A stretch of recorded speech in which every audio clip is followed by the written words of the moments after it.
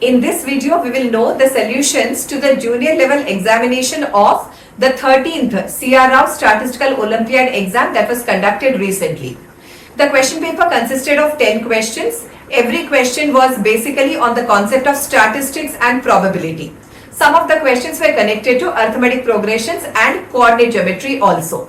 So, in this video, we will know the solutions of all the 10 questions. And the first bit I have written on the board.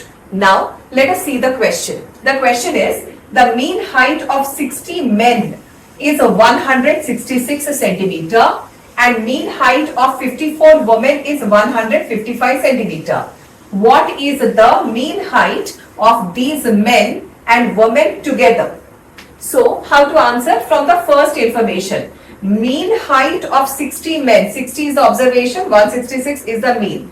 So, the sum total of height of all the men. So, x1 plus x2 plus x3. So, sum total of height of every man be summation xn divided by the total number of observation, that is 60, is the arithmetic mean. Arithmetic mean is 166. So, here on cross multiplication, we will get summation of height of all the men is 60 times 166. The second line, mean height of 54 women is 155 centimeter. Sum total of heights of all the women, number of observation is 54 and sum total of all the heights by the number of observation is the arithmetic mean, that is 155. On cross multiplication, we will get sum total of heights of all the women as 54 times 155. Now, we are supposed to find the mean height of all these men and women together.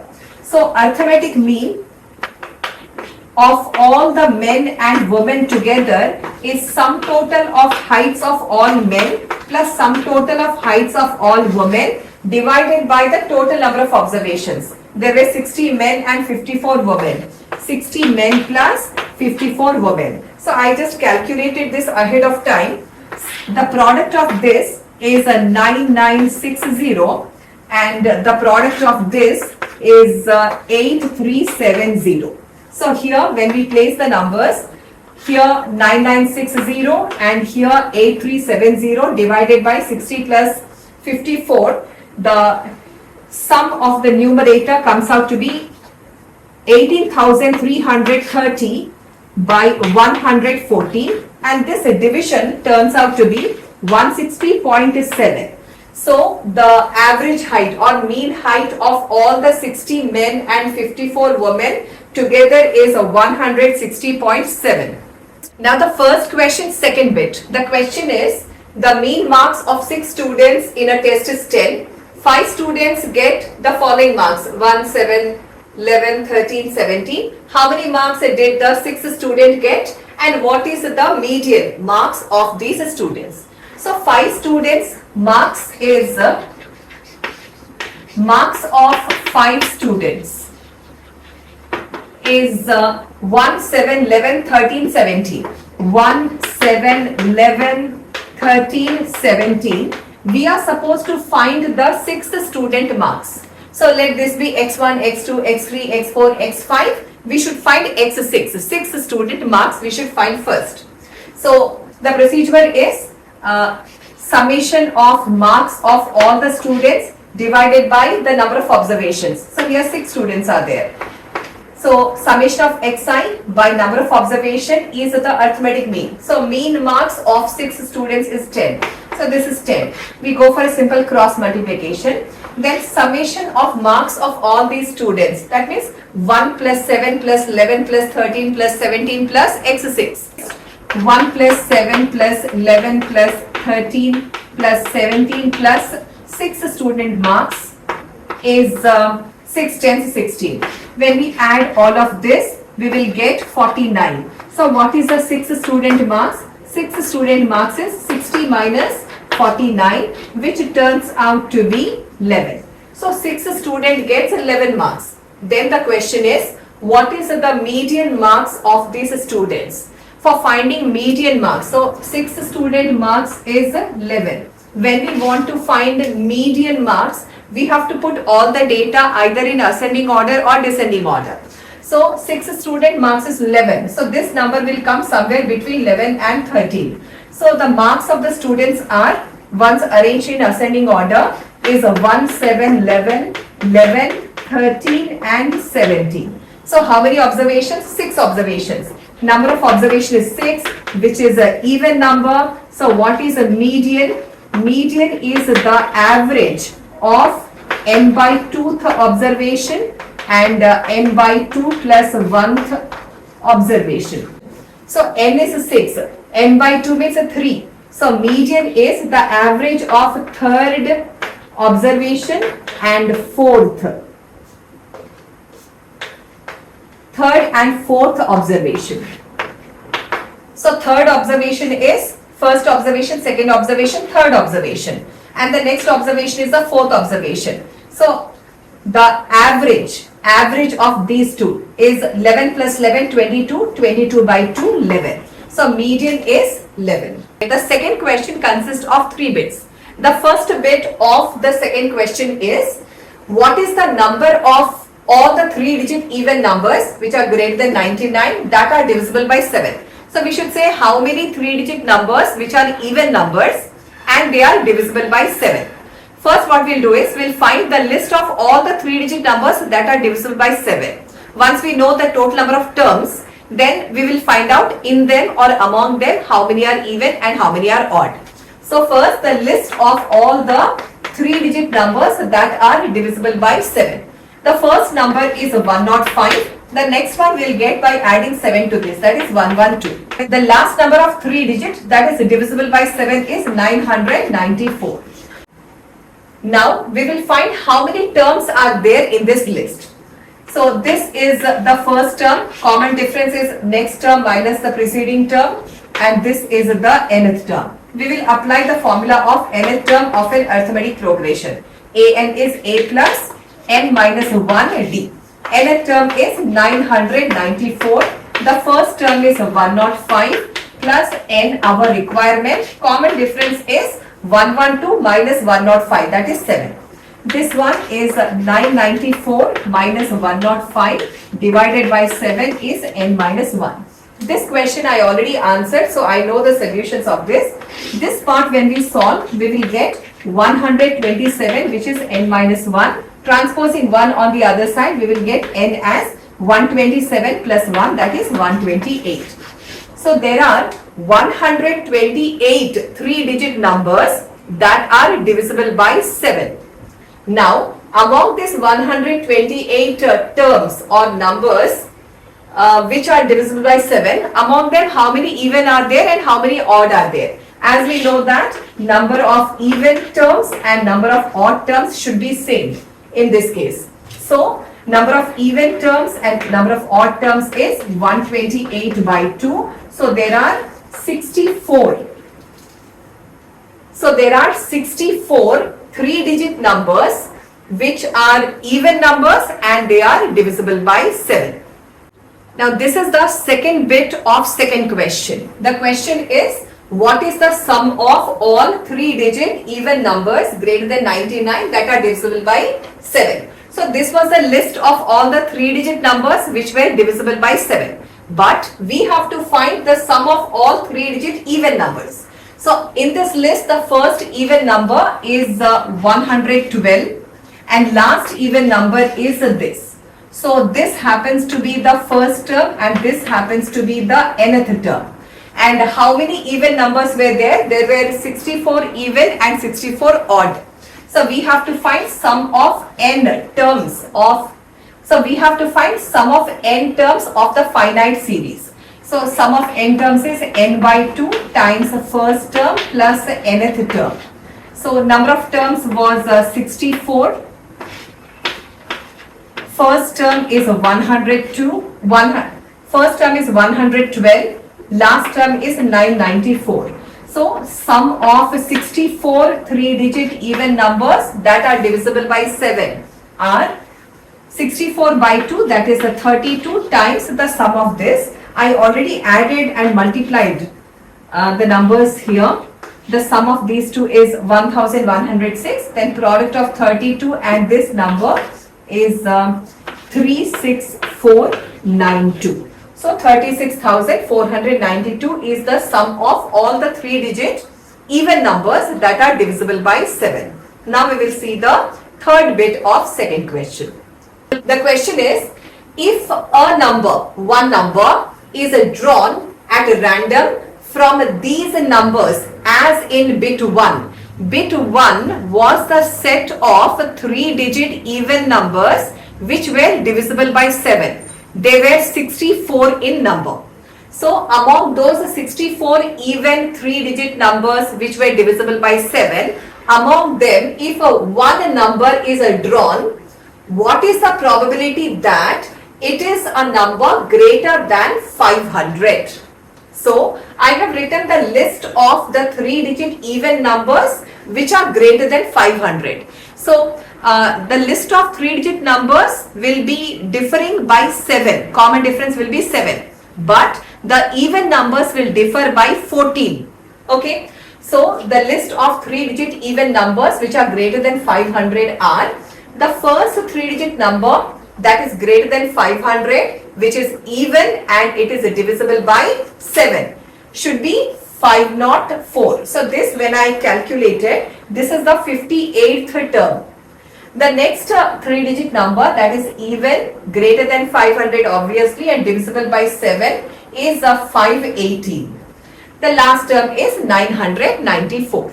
So we have to find the probability of that one number that we pick out of 64 even numbers.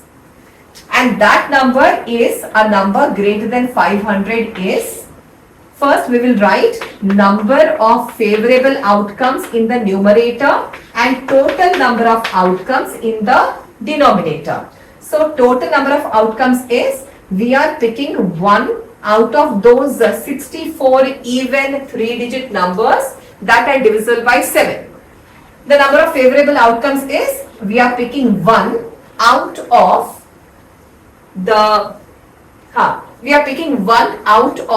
those numbers which are greater than 500 and divisible by 7. So what is the number of terms from 504 to 994? So for that, this is the first term, common difference is 14, and this is the nth term. So I am applying nth term expression, which is a plus n minus 1d. So nth term is 994, first term is 504 plus n is our requirement, common difference is 518 minus 504 means 14. This number turns out to be 35. So what is n? N is 35 plus 1, 36. There are 36 terms. So the number of favorable outcomes is 1 out of this, and this list has 36 terms. So combination 36 1 divided by combination 64 1. This is 36 by 64. So 9 by 16 is the probability. Now the third question. It is, two unbiased dice are thrown. Each die contains 6 faces numbered 1 to 6. What is the probability that sum of scores obtained is divisible by 4? When two dice are rolled simultaneously or together, the sample space looks like this. The first dice sample space, the second dice sample space. That means when two dice are rolled together, there is chances that both the dice show up 1, or sometimes first die show up 1, second die shows 2, first 1, second die 3, like this. So we have to find what is the probability that the sum of scores, these are actually scores, is divisible by 4. So let us see how many of these numbers sum up to 4, or we get a number that is divisible by 4. So I encircle those numbers. Here 3 plus 1 is 4. 4 is divisible by 4. 2 plus 2 divisible by 4. 1 plus 3 divisible by 4. Then 2 plus 6 is 8 divisible by 4. Here 3 plus 5 is 8. 4 plus 4 8. 5 plus 3 8. 6 plus 2 8. So all of them are divisible by 4. Then 6 plus 6 is 12. 12 is also divisible by 4. So what is the total favorable outcomes? Total favorable outcomes are 1, 2, 3, 4, 5, 6, 7, 8, 9. So 9 out of 36 cases. So this side 6, this side 6, 6, 6, 36. So the probability that the sum of scores obtained when the two dice are rolled together is divisible by 4 is 9 out of 36 cases, means a 1/4 case. 1/4 is the probability. Now the fourth question of the question paper.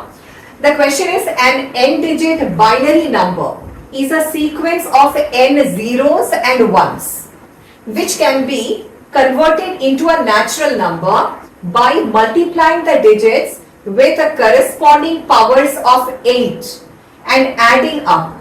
For example, so this is how the binary number looks like. We can convert a binary number to a natural number by multiplying the location of the numbers with corresponding powers of 8 and finally adding them. How to understand? For that they have given us an example. Example is the 4-digit binary number 1010 on converting to a natural number. So how to write 1010 into a natural number? So here this is units place, tens place, hundreds place, thousands place.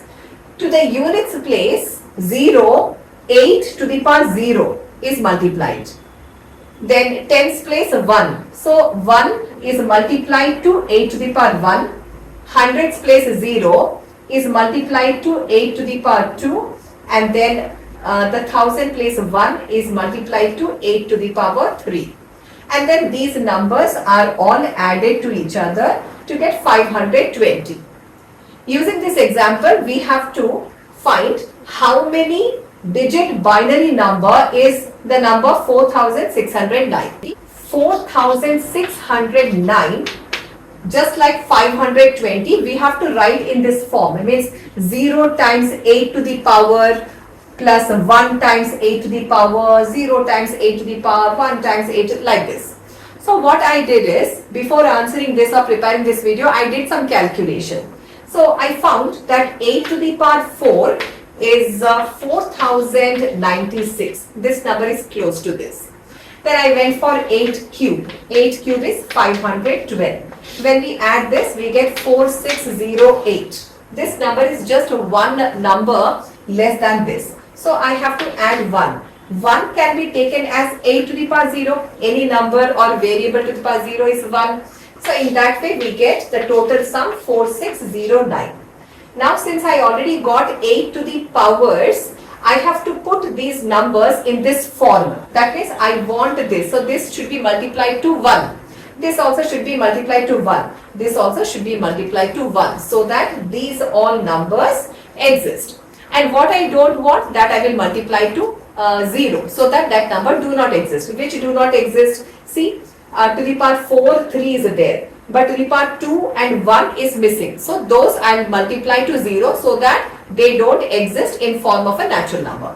So this number can be written as 1 into 8 to the power 4 plus 1 into 8 to the power 3 plus 0 into 8 square plus 1 into 8 to the power 1 plus, sorry, this is 0.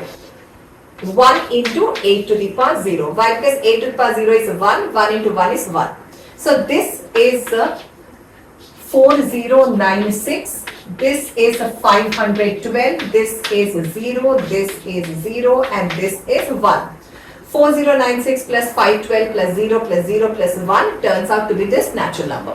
So we can write 4609 in form of binary number. How the binary number looks like? This number will look like 1, 1, 0, 0, 1. The way 1, 0, 1, 0 on doing this operation turned 520. On doing this operation, this number will look like 11001, and this is the binary conversion of 4609. So this is the fifth question of the question paper. The question is, a random experiment E consists of selecting two balls in succession from an urn containing M distinct black balls and N distinct white balls. Condition is M and N are greater than or equal to 1. What is the sample space for this experiment E? Experiment E is from a bag or urn which consists of N number of black balls and N number of white balls. We have to draw or take 2 balls. What is the sample space for that? So for sample space, we can have an arrangement like this. In the horizontal line, we will write the first black ball, second black ball. There are so many black balls, N number of black balls. So black ball 1, 2, 3, mth black ball. And in the vertical line, we'll write the first white ball, second white ball, third white ball and nth white ball. So when we fill up this space is the sample space for experiment E. So the sample space is when we draw 2 balls, one of the ball may be a white ball, another is black ball, or the first white ball and the second black ball. So different combinations. Sometimes nth white ball and mth black ball. So this is the sample space for experiment E. Then this question went for a continuation. Suppose experiment E is modified to F so that the ball immediately put back in the urn after the first selection. What is the sample space for experiment F? In the first case, when first set of 2 balls were picked up from the urn, they were replaced back. If they are replaced back, then sample space for experiment F also remains the same, because every time we took out a selection of 2 balls, we are placing them back. So once again, we may choose the same black or same white. So sample space for experiment E and F remains same. Experiment F is the case of independent probability. The 6th question is, what is the number of matrices of order 2 with entries 0 and 1? That means how many matrices can we prepare with numbers 0 and 1 of order 2 into 2? Then how many of these have determinants equal to 1? And how many of them are non-singular? Singular matrices are those whose determinant is 0. Now, how many matrices can we prepare of order 2 with entries 0 and 1? So, the matrices, we can go for hit and try. 0, 1, 1, 0, 1, 0, 0, 1, 1, 1, 0, 0, 0, 0, 1, 1. We can go vertical now. 1, 1, 0, 0 and 0, 0, 1, 1. So these are the possible cases. So the first, second, third, fourth, fifth and sixth. So there are 6 such matrices which are possible with entries 0 and 1 and those which are of order 2. So number of matrices, number of possible matrices is 6. Then how many of them have determinant equal to 1? So let's find what is a determinant of matrix A. Determinant of this matrix is this into this minus this into this. 0 into 0 is 0 minus 1 into 1. So this is minus 1. Determinant of matrix B is 1 into 1 minus 0 into 0. So 1. Determinant of matrix C is 1 into 0 minus 0 into 1. So it is 0. Determinant of matrix D is 0 into 1 minus 1 into 0. So 0. Determinant of matrix E is 1 into 0 minus 1 into 0. So 0. And determinant of matrix F is 0 into 1 minus 0 into 1. So 0. So how many of these determinants are equal to 1? So there is only one determinant, one matrix B, whose determinant is 1. How many of these are non-singular? Non-singular, singular matrices are those whose determinant is 0. So how many singular matrices are there? Matrix C, D, E, F are singular. So the other 2 are non-singular. Matrix A, matrix B are non-singular. So number of non-singular matrix is 2 and number of singular matrices are 4. This one, C, D, E, F are singular matrices. Seventh question is, let T be a unit equilateral triangle. Unit equilateral triangle is an equilateral triangle whose side is 1 unit, 1 centimeter, 1 meter, etc. In the Euclidean plane, means Cartesian plane kind of. Find 4 points on the boundary or inside the unit equilateral triangle. So we have to find 4 points on the boundary of the equilateral triangle or inside the equilateral triangle, such that distance between any two of these 4 points is greater than or equal to 1/2. So considering the unit equilateral triangle, so triangle ABC is the unit equilateral triangle. So we have to consider 4 points on the boundary or inside this unit. Unit means each side is 1 unit. Consider any 4 points on the boundary or inside this unit equilateral triangle such that a distance between any 2 points is either equal to half or more than half. So consider any 2 points A and B as the 2 points, and remaining 2 points consider at the midpoint of side CA and CB. So now this is first point, second point, third point and fourth point. Now distance between any of the 2 points, say for example distance between points 2 and 3.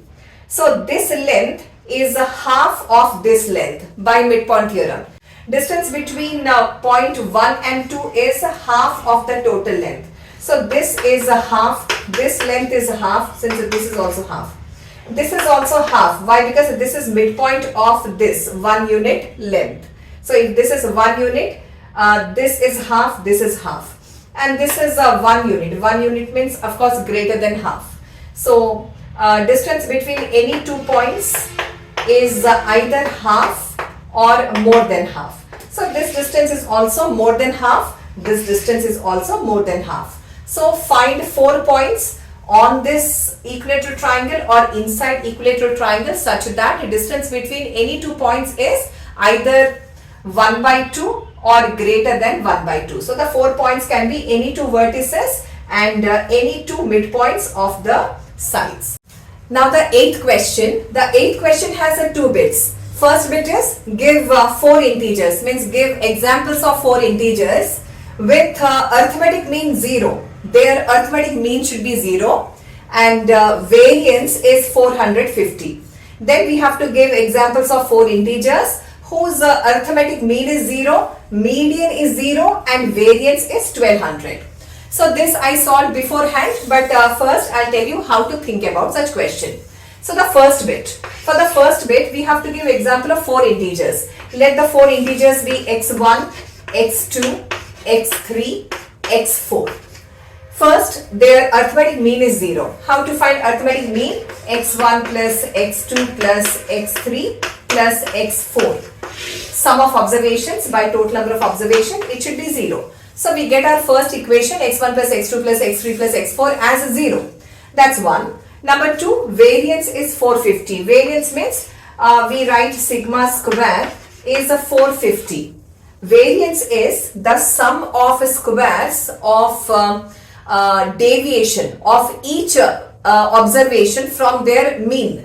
So assuming that mean is either x2 or x3, so this is x1 minus, say, just we can assume that this is arithmetic mean or this is mean, because these are even number of terms, one of them we have to choose.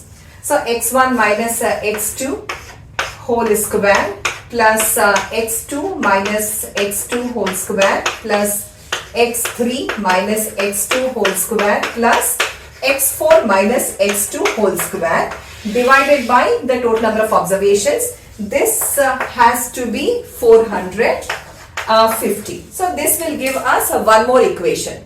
Solving these 2 equations, we can figure out the 4 numbers. So we can solve those 2 equations and get the 4 integers, or else we can think of those 4 set of numbers who meet this condition and this condition. Like that, we can have infinitely many set of 4 integers whose arithmetic mean is 0 and variance is 450. So just by hit and try, one set of numbers can be minus 15 plus 15. Before solving this, I went for minus 30 plus 30, but when minus 15 plus 15 minus 30 plus 30 was taken, arithmetic mean is coming 0, but variance was something in 500s. So I just came a bit down and took 26, minus 26 and plus 26. So arithmetic mean of these four numbers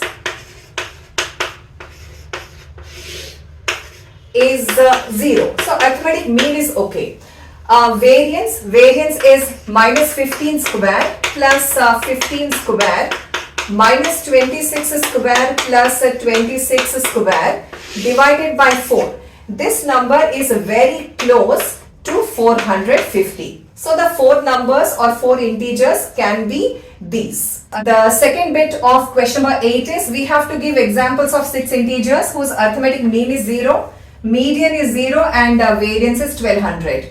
Let x1 to x6 be those 6 integers whose arithmetic mean is 0 and variance is 1200, median is 0. How to calculate arithmetic mean? Sum of observations by number of observations. Variance can be calculated in this way. Sum of squares of the observations by number of observations. Median is we place the numbers in ascending or descending order. If number of observations is even, then median is the average of n by 2th observation and n by 2 plus 1th observation. If number of observations is odd, then median is n plus 1 by 2th observation. So here median is 0. Now instead of again putting this as 0, this as 1200 and then solving these two equations taking time, we can guess the set of these 6 numbers. So there can be many set of such numbers which meet this requirement. So I just went for one set of 6 integers. The set of 6 integers that I thought is minus 26 plus 26, minus 36 plus 36, minus 40 and plus 40. So arithmetic mean of these all is obviously 0. Variance is minus 26 square plus 26 square plus minus 36 square plus 36 square plus minus 40 square plus 40 square by 6. This on solving, I got the number 1190.6 and this number is very close. This number is this and this number is very close to 1200. So we can choose these 6 integers that meet the requirement. So these are the answers for question number 8. The 9th question has 3 bits. The first bit is an unbiased coin is tossed 4 times.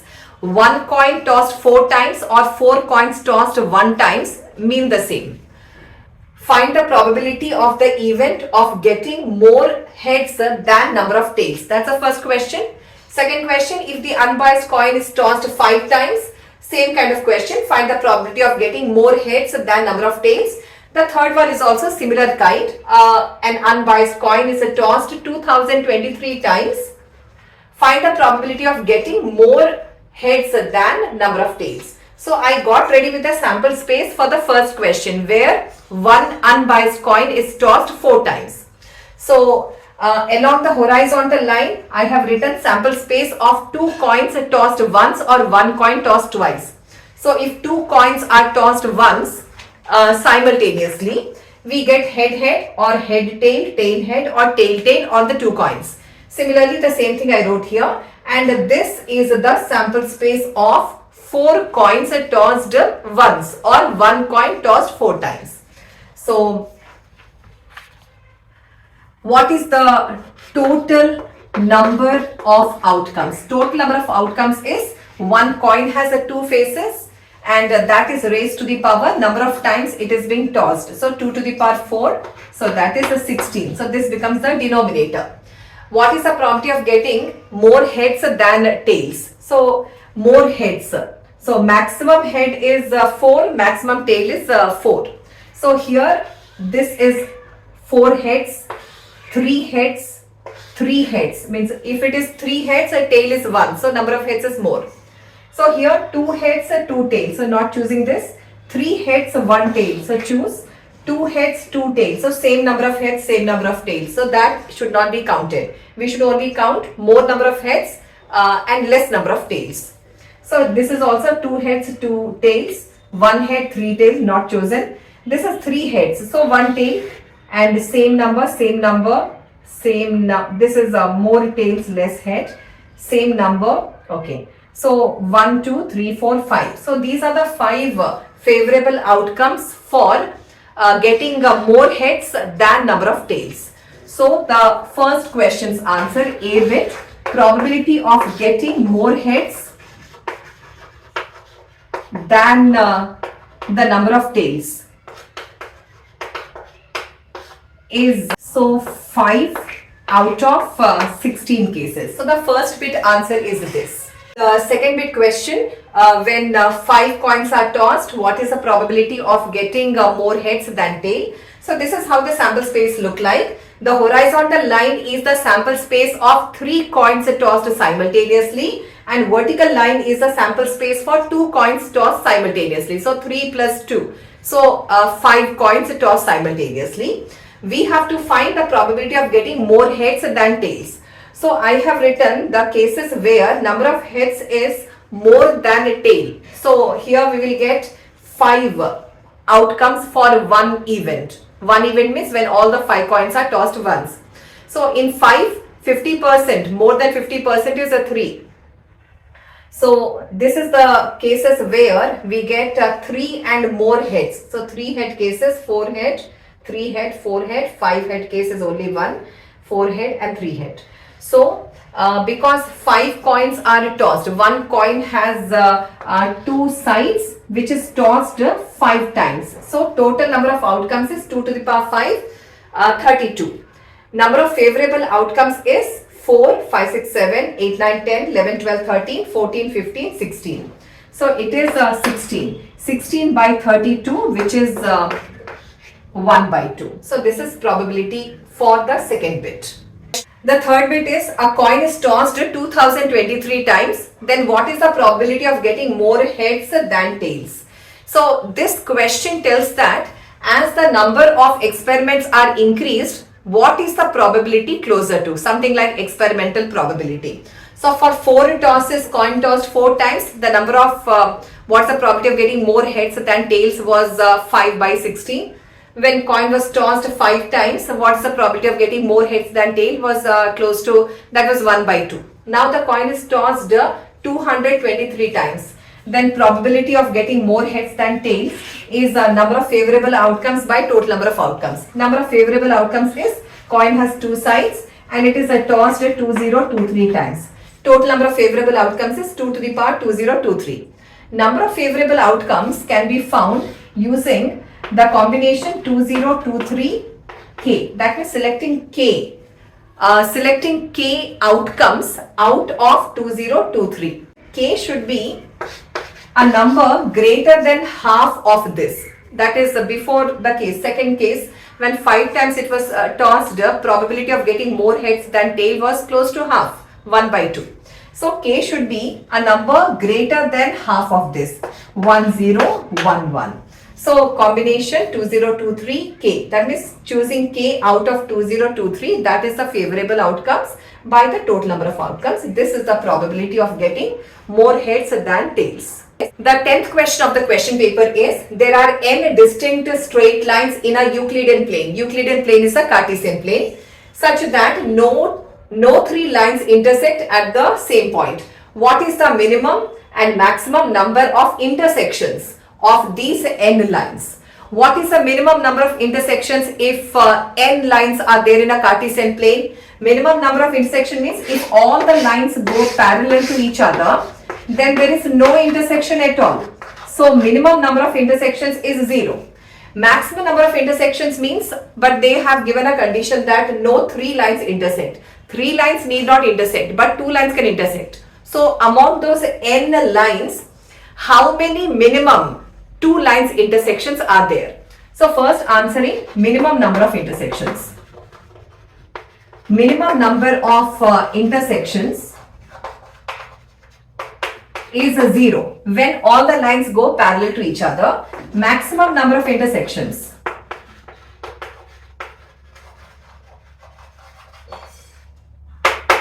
among those n lines for intersection for any one point of intersections, two lines has to meet. So in how many ways can we select those two lines out of the n lines?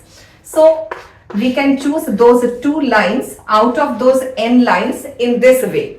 Maximum number of intersections is Cn2, and this is n factorial by 2 factorial times n minus 2 factorial.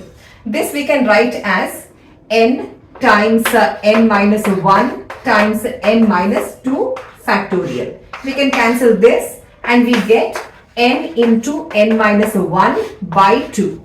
So maximum number of intersections for those n lines in the Cartesian plane or the Euclidean plane is n into n minus 1 by 2. Now with this, all the 10 questions are done. The question paper I am putting in the link so that you can download it and read these questions and verify the answers. Thank you for watching this video.